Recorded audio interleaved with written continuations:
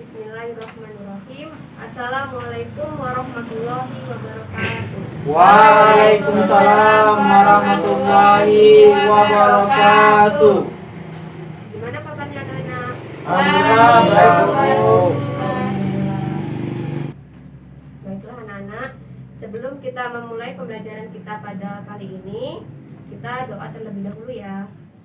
Kepada ketua kelas silahkan dipimpin untuk doanya. Baik teman-teman semua, sebelum kita memulai pelajaran pada hari ini, agar kita diberikan kemudahan dan kelancaran, marilah kita berdoa. Berdoa mulai. Berdoa selesai. Alhamdulillah. Untuk selanjutnya kita ngaji terlebih dahulu ya, agar pembelajaran kita pada kali ini diberikan kemudahan dan kelancaran. Untuk suratnya dari Al-Lahab sampai Al-Kafirun. A'udzu billahi minasyaitonir rajim. Bismillahirrahmanirrahim. Tabbat yada Abi Lahabin wa tab. Ma aghna anhu maluhu wa ma kasab. Sayasla naran dzata lahabin wa imra'atuhu hammalatal hatab. Fi jidha hablum min masad. Bismillahirrahmanirrahim. Idza jaa nasrullahi wal fath wa ra'aitan nasa yadkhuluna fi dinillahi afwaja fasabbih bihamdi rabbika wastaghfir innahu kana tawwaba. Bismillahirrahmanirrahim. Qul ya ayyuhal kafirun la a'budu ma ta'budun wa la antum 'abiduna ma a'budu wa la ana 'abidum ma 'abadtum wa la antum 'abiduna ma a'budu lakum dinukum waliyadin. Sadaqallahul azim. Alhamdulillahirrahmanirrahim. Untuk selanjutnya Ibu absen kalian terlebih dahulu ya. Untuk yang pertama Agus Musaimatova. Izin, Bu. Izin Bu, sakit. Oh sakit ya. Iya. Yang kedua Angga Saputra. Hadir, Bu. Yang ketiga Diwan Herlambang. Hadir, Bu. Yang keempat Endah Putri. Hadirah. Dan yang terakhir Ning Ariska Putri. Hadirah. Jadi hari ini yang tidak masuk cuma Agus ya. Iya Iya, Bu. Bu. Baiklah, mungkin kita langsung saja masuk ke materi pada pertemuan kali ini. Masih ada yang ingat tidak pertemuan sebelumnya kita membahas tentang apa? Ya benar. Jadi minggu sebelumnya kita membahas tentang akidah Islam. Akidah Islam itu adalah suatu yang dipercayai dan diyakini kebenarannya oleh hati seseorang sesuai ajaran Islam dengan berpedoman pada Al-Quran dan hadis. Untuk selanjutnya kita akan membahas mengenai keutamaan akidah Islam. Di sini di materi yang sudah Ibu berikan kepada kalian, keutamaan akidah Islam itu ada 3. Yang pertama, terpelihara kemurniannya. Yang kedua, sesuai dengan fitrah manusia. Dan yang terakhir, sesuai dengan akal manusia. Sebelum lanjut ke materi, dari anak-anak apakah ada yang ingin ditanyakan? Saya, Bu, izin bertanya. Iya, silakan Angga. Di bagian poin B, keutamaan akidah Islam, yang pertama yaitu terpelihara kemuliaannya. Maksudnya seperti apa ya, Bu? Tolong dijelaskan. Terima kasih. Iya, benar. untuk keutamaan akidah Islam ini, yang pertama itu ada terpelihara kemurniannya. Maksud dari terpelihara kemurniannya itu karena akidah Islam ini bersumber kepada Al-Quran dan hadis, dan akidah Islam itu akan terpelihara keasliannya sepanjang masa karena ia hanya bersumber dari wahyu Allah Subhanahu wa Ta'ala, dan Allah telah menjamin terhadap keasliannya, yaitu Al-Quran. Hal ini difirmankan oleh Allah dalam surat Al-Hijr ayat 9, yang artinya, sesungguhnya kamilah yang menurunkan Al-Quran, dan pasti kami pula yang memeliharanya. Jadi begitu, Angga. Baik Bu, terima kasih atas penjelasannya. Ya. Baiklah, itu tadi jawaban dari Ibu mengenai pertanyaan dari Angga ya. Baik Bu, terima kasih atas jawabannya. Ya. Selanjutnya yaitu keutamaan dari akidah itu yang kedua ada sesuai dengan fitrah manusia.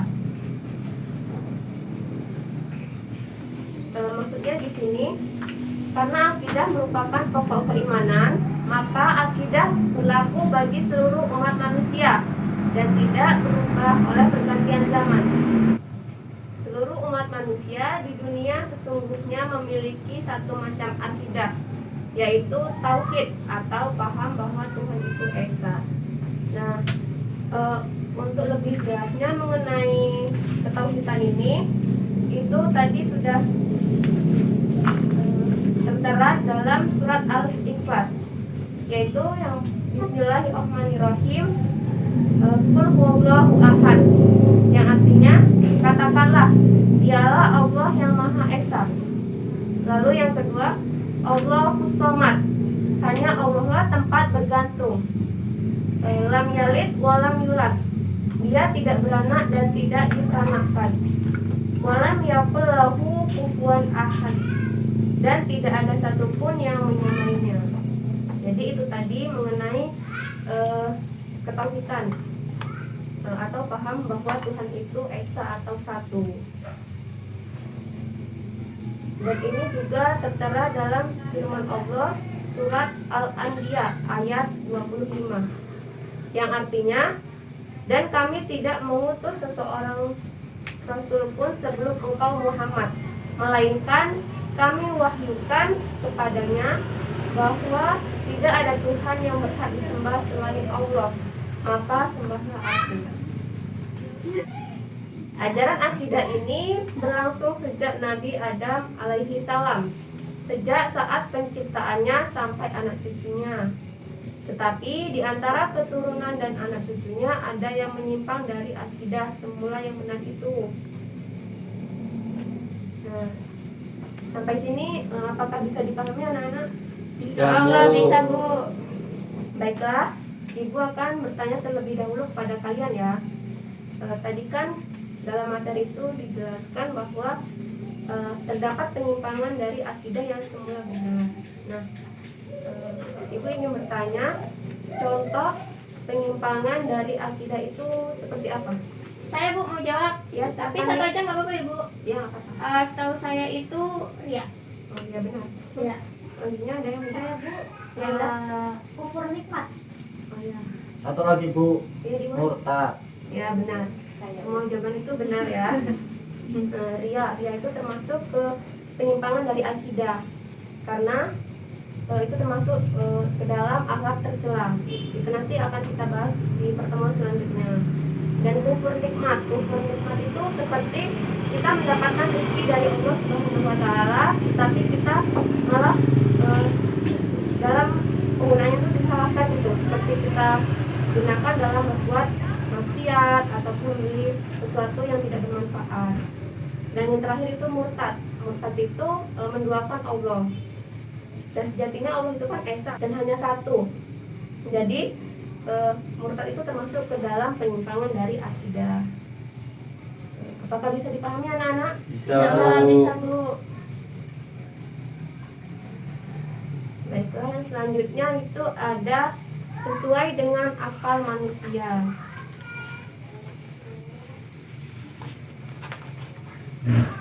Menurut pandangan filosof Islam, akal merupakan daya berpikir yang terdapat dalam diri manusia.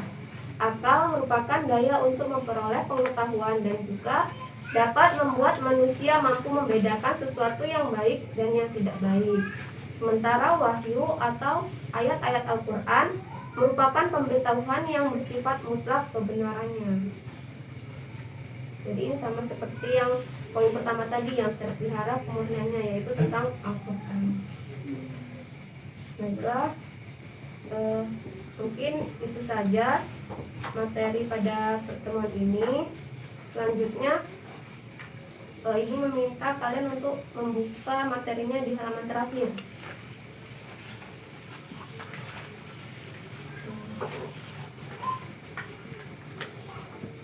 Di halaman terakhir itu kan ada gambar yang pada poin kedua. Di sini Ibu meminta kalian untuk mendiskusikan gambar tersebut.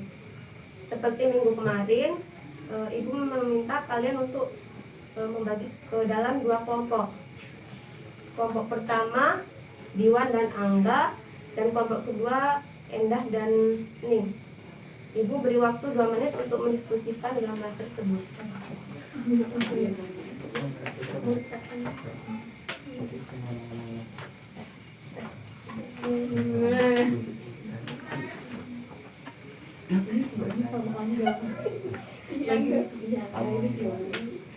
Oh, berarti Iwan lagi minta pacar ke Angga. Bagaimana Nana, apakah sudah diskusinya? Sudah, Bu. Baiklah. Selanjutnya yaitu Ibu minta kalian untuk mempresentasikan hasil diskusi kalian tadi. Yang pertama dari kelompok 2 terlebih dahulu ya. Iya, Bu. Silahkan nih.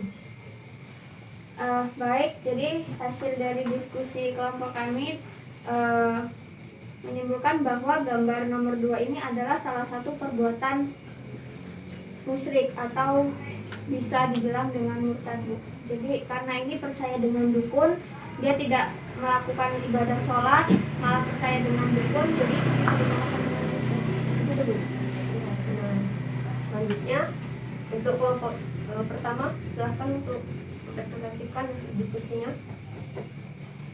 Baiklah, jadi kesimpulan yang kami ambil dari diskusi yang telah kami lakukan, bahwasanya di gambar yang kedua ini yang kami lihat di sini adalah ada seorang dukun dan seorang perempuan yang mungkin pasien dari dukun tersebut.